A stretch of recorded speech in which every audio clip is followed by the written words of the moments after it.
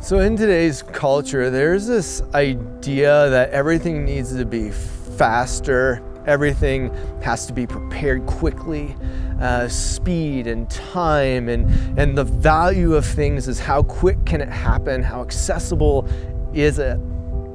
However, there's this trend that's happening at the same time that people are saying there's value in things that take process. There's value in things that have to be prepared. For instance, the carpenter who personally hand carves a table for you, and he says, I have built this table. I cut down the tree, I hand carved this tree into a table, and this is for you, has such a different value than going someplace and you purchase a table that comes in a cardboard box. People are home brewing craft beer, and it costs a ton to do it, and all the equipment, and they easily could go to the store and buy the same quality of things. But there's value in preparing something that takes a lot of time. It's almost like this heart of hospitality that the soul, the value, the heart, the aging of something comes from the intentionality, the being seen, the hands-on experience. And if someone prepares a place for you, it shows love. Love comes in many different forms, but there's this special type that comes from being seen, and being seen from this profound depth, that people who see each other take the time of preparation, take the time of preparing a path. My mom, she loved having people come over to the house, and she would invite people to come, and people thought that it was just for coffee, or it would just be to hang out and talk, but she would invite people and then begin preparing for days for someone to come. And she'd be thinking about who they had been to her, their favorite foods, their favorite coffees, their favorite teas, hot chocolate, and she would buy 4 or 5 different types of hot chocolate, different coffees, different finger foods, appetizers, and she would prepare the best of the best for everyone who would come to our house. She was magical. And if anyone showed this heart of hospitality and preparing, it was my mom. She, in the act of preparing, found so much heartbeat and joy and peace and hope and love inside of her own heart in just vacuuming and thinking about the other person, and this idea of she's preparing a space to make someone feel incredible. So during the Advent season, someone who embodies the same posture and who is celebrated is John the Baptist, because he kind of prepares this place for Jesus. It was said that if anyone embodied love, it was him. And it was simply through this act of getting out of the way. And it was this act of, I'm going to prepare for somebody else to come after me. And so he's preparing this place.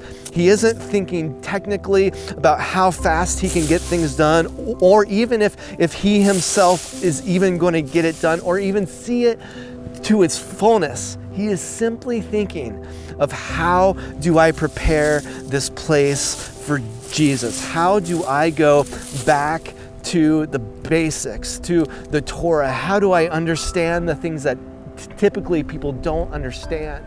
And how do I begin to tend to the soil? How do I begin to prepare this place for the presence of God to invade? And there's something about the heart of John the Baptist. It's like, man, did he feel as if like he is setting the scene for the best party to happen, and no one even knew it was going to happen yet? Did those who come and see what he was doing and hearing what he was saying, did they feel love? And did Jesus feel like, wow, John prepared this place for me to come and be? The table was set. I mean, John was doing things that were so different. He was baptizing in the Jordan, but the Pharisees were baptizing in the temple. Why? Because he was beginning to cultivate the soil, because everything was going to be different. This was a season of love. I have spent a ton of time hiking and backpacking and being in the backcountry, and something that people say is, so if you ever come to a spot that you can't find home, if you begin to panic and you get turned around and you can't find your path back, and you start to be afraid, that the first thing you should do is you pause and you build a fire, because there's something in the human psyche about a fire that causes somebody to feel as if everything is going to be okay.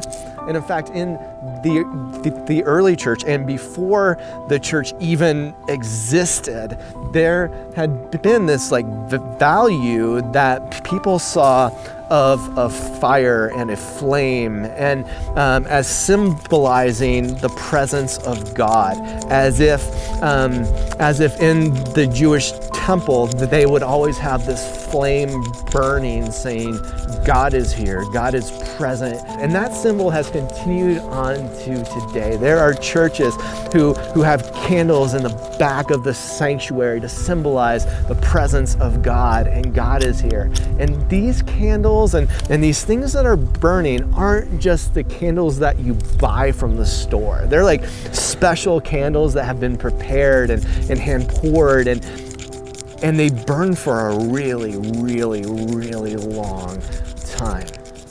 There's something about the flame and a fire that brings people back to understanding the truth of the things that are. It's that God is here, He is not absent, and I am loved.